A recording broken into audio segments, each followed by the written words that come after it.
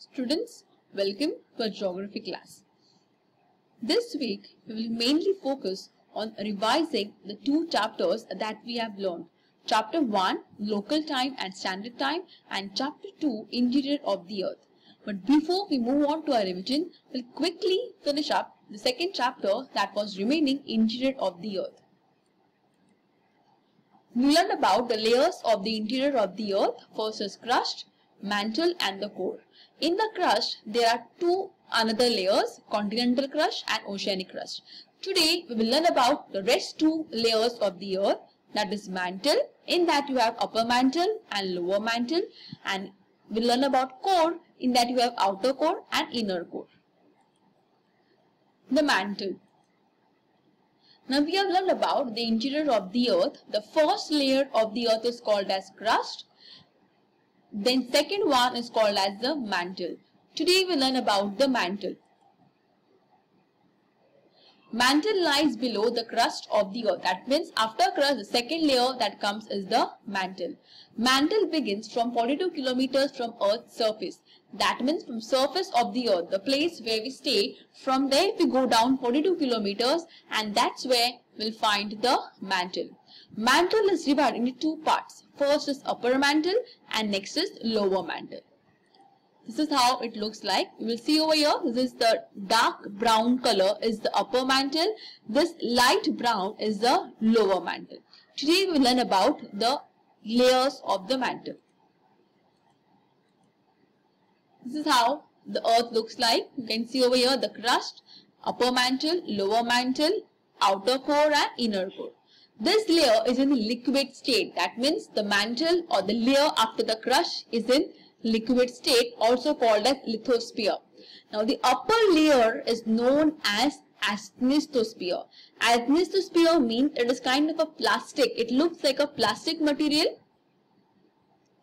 The thickness of this layer is 2870 kilometers. That means this layer is long as 2870 kilometers. The temperature of this layer is 2400 degrees Celsius to 2500 degrees Celsius. And now the density or the volume or the weight of this particular mantle is 4.5 gram per centimeter is the upper mantle. That means per centimeter this particular layer weighs to 4.5 gram and the lower mantle weighs to 5.7 gram. These are the layers we will study: mantle, upper mantle, lower mantle, core, outer core and inner core. Let us move on to our next part, the core of the Earth. This is how we have been learning the various layers. We learned about crust, the mantle.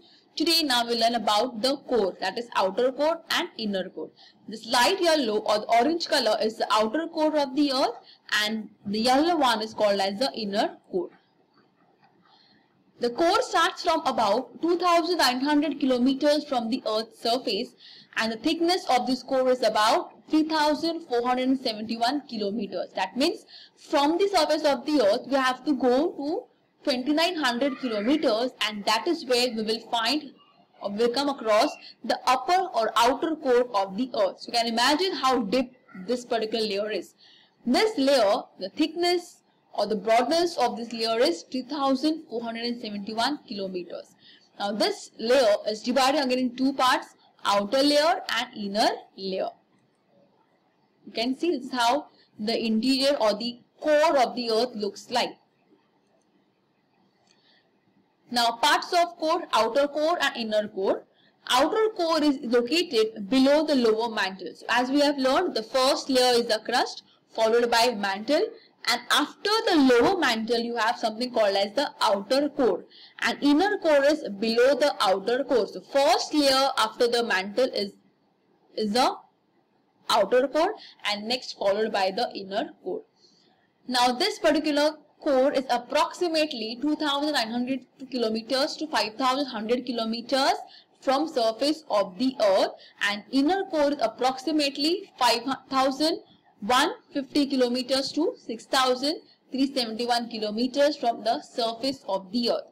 Now density or the weight of this particular outer core is 9.8 grams per centimeter, and out of inner core is 13.3 grams per centimeter. Now the outer core of the earth is in a liquid or semi-liquid. Semi-liquid means you must have seen a jelly, a gel, how it looks. That is semi-liquid. So this outer layer of the earth is sometimes liquid or it is sometimes semi-liquid, whereas the inner core is in the solid state. The elements or the metals found over here are, in outer core you find iron, and inner core you find iron and nickel. This is how it looks like. This is the outer core. You can see over here the yellow one, outer core, and deep inside is the inner core of the earth. Next is the magnetosphere. Now, the temperature between outer layer and inner layer is approximately 5000 degrees Celsius and inner layer is 6000 degrees Celsius. Extremely hot over here. Now, because the difference in this outer layer temperature is different, inner layer temperature is different, and that leads to formation of the vertical currents. Vertical current means, in simple language, slipping waves. Waves in the slipping position is called as the vertical currents. Now, because of the rotation of the earth, these vertical currents, or simple terms may slipping waves, turn into circular motion, and that is called as the magnetosphere. This is how it looks like. You can see over here, these were earlier in this vertical waves. After the rotation of the earth, they turned themselves into circular. As the earth rotates, the waves also rotates, leading to formation in the circular manner. That is called as the magnetosphere. This is how it exactly looks like. This is called as the magnetosphere. You can see they try to pull one another towards themselves, and therefore they are called as magnetosphere. So in this video we have learned about the mantle. There are two types, upper mantle and lower mantle, and in core we have learned the inner core and outer core. Students, now we have completed our chapter 2, interior of the earth. We will now focus on revising chapter 1. Today we will revise chapter 1, but only the half part of the lesson. The next part we will revise in the next lecture. Now we have learned about the questions asked in textbook. These were the answers. The duration of day and night keeps on changing as the earth is tilted to an angle of 23.5 degree. Now we also learned about the earth rotates around 360 longitudes. That means the earth has 360 longitudes on it, and therefore it completes the circle of 360 degree longitudes. Now the rotation of the earth takes place from west to east. That means when the earth rotates, it rotates from the direction of west to east. Now the various measurements of time in olden days. Let us understand the different measurements or things which were used in olden days to see the time. Now, since technology and science was not developed in the olden days, people did not have watches or internet, etc. to see the time. Therefore, the only means through which they would see the time was something called as sunrise and sunset. All of us know what is sunrise. Sunrise is something when the sun comes up and we get our daytime, that is called as sunrise, which takes place in the morning. So whenever the sunrise took place, people understand that it was sunrise or it was morning for them. Similarly, as the sun would go down in the water, we realize over here sunset, they understood it was evening. That is how they understood the time of a day. The various instruments which were used, that was Ghatika Patra and sand timer. This is how made up of sand or mud, and based on this instrument they would identify or they would record the various times in the day. Now duration, we will learn about the various phases of the day. First is daytime, nighttime and day. Daytime means duration from sunrise to sunset. The time from sunrise in the morning to sunset in the evening is called as the daytime. Nighttime means duration from sunset to sunrise. That means the sun sets in the night, at night, and the entire time till it again rises, that is called as the night time. And day is duration of one sunrise to next. That is, these are the various phases of the day. Now we learned about rotation takes place of 24 hours. That means Earth rotates of how many hours? 24 hours. And during rotation, 180 degree longitude in west faces sun and those in the east faces darkness. That means when the Earth is rotating or revolving around the sun, only half part of the Earth faces the sun. That part experiences daytime, and the opposite part, which does not faces the sun, experiences the night time. Because of rotation, we experience sunrise, noon, sunset and midnight. Now, you can see in this picture, this is the sun which rises in the morning at 6 a.m. In the various daytime, it goes upward, and at 12 o'clock is it right above our head, and similarly by afternoon and by evening it again has a sunset. Now you have to understand from this which is the time which is the longest. So while the shadows of the earth, these are the shadows of the sun which is falling on the earth, and the evening 6 o'clock is the time of sunset and the time of sunrise, the shadow are the longest. Exactly happens when it is in the noon time. The shadow is the shortest. So from this picture we realize that shadows of the sun in the evening and in the morning is longest, and that of in the afternoon is the shortest. You can see over here you have the sun, and you have the sun and you have the earth.